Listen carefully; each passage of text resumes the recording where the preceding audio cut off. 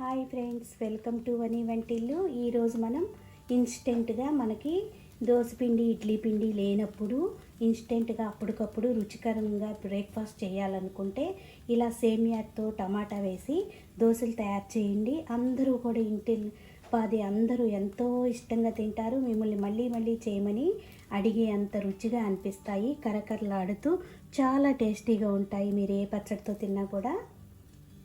చేసుకుని ఒక చిన్న బాండీ పెట్టుకోండి. దానిలో హాఫ్ కప్పు సేమియా తీసుకుని దాన్ని దోరగా వేయించుకోవాలి. పచ్చివాసన పోయే వరకు వేయించుకోండి. మీరు వేయించిన సేమియాని కొనుక్కున్నట్టయితే వాటిని వేయించుకోవసరం లేదు.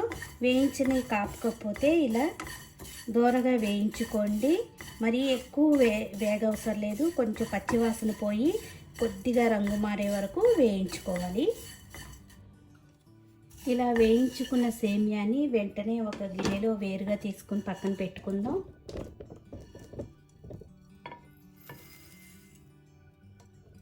ఇప్పుడు ఒక మిక్సీ జార్ తీసుకోండి. దానిలో ఒక టమాటాని ఇలా ముక్కలు కోసి వేసుకోండి.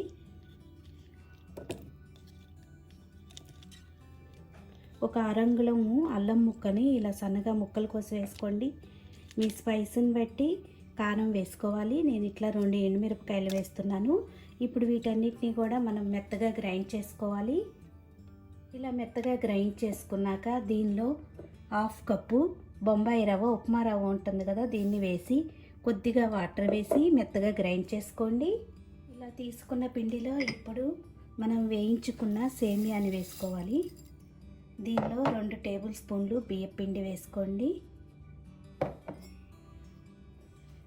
ఇప్పుడు సరిపడినంత వాటర్ వేసుకుని దోశలకు వేసుకునే విధంగా పలసగా కలుపుకోవాలి.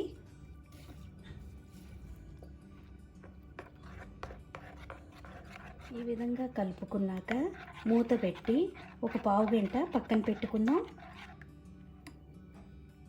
15 నిమిషాలు ఇలా నానాక మనకి గట్టిగా అనిపిస్తే కొద్దిగా వాటర్ని కలుపుకోండి. ఇలా కలుపుకున్న దానిలో రుచికి తగినంత ఉప్పును వేసుకుందాం.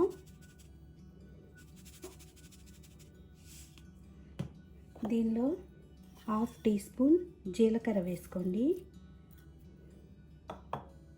2 టేబుల్ స్పూన్లు సన్నగా కట్ చేసిన ఉల్లిపాయ ముక్కలు వేసుకుందాం. 2 టేబుల్ స్పూన్లు సన్నగా కట్ చేసిన కొత్తిమీర వేసుకుందాం. ఇప్పుడు మొత్తం ఒకసారి కలుపుకోవాలి. చూడండి, ఈ వీడియోలో చూపించిన విధంగా కన్సిస్టెన్సీ ఇలా ఉంటే మనకి దోశలు చక్కగా వస్తాయి. ఇప్పుడు స్టవ్ ఆన్ చేసుకుని దోశ ప్యాన్ పెట్టుకోండి. దోశ ప్యాన్ కొద్దిగా వేడయ్యాక ఒక్క చుక్క ఆయిల్ వేసి ప్యాన్ అంతా ఒక్కసారి ఆయిల్ పట్టేలా రుద్దుకోండి.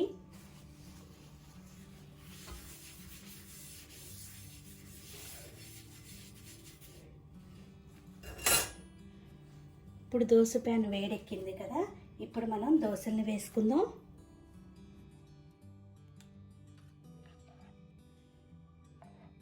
వేసే ముందు పిండిని ఒకసారి ఇలా కలుపుకొని వేసుకోవాలి.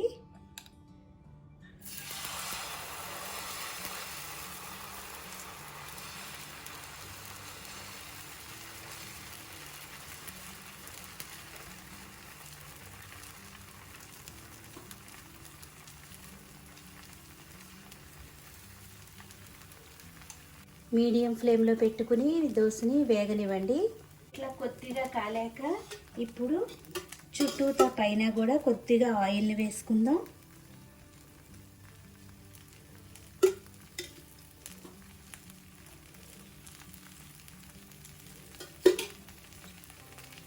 దోశ ఇలా ఎర్రగా వేగాక రెండో వైపు తిప్పుకోవాలి.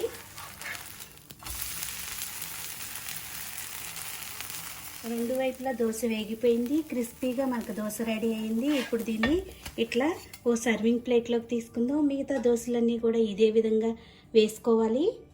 ఇలా దోశలు రెడీ చేసుకుని మీరు ఏ చట్నీతో తిన్నా కూడా చాలా టేస్టీగా అనిపిస్తుంది. అప్పటికప్పుడు కరకరలాడుతూ ఎంతో టేస్టీ అయిన దోశలు రెడీ అయిపోతాయి. ఇన్స్టెంట్ దోశలు చేసుకోవాలంటే మీరు ఇలా ట్రై చేసి చూడండి. ఈ వీడియో మీకు నచ్చినట్టయితే ఒక లైక్ చేయండి, షేర్ చేయండి, కామెంట్ చేయండి.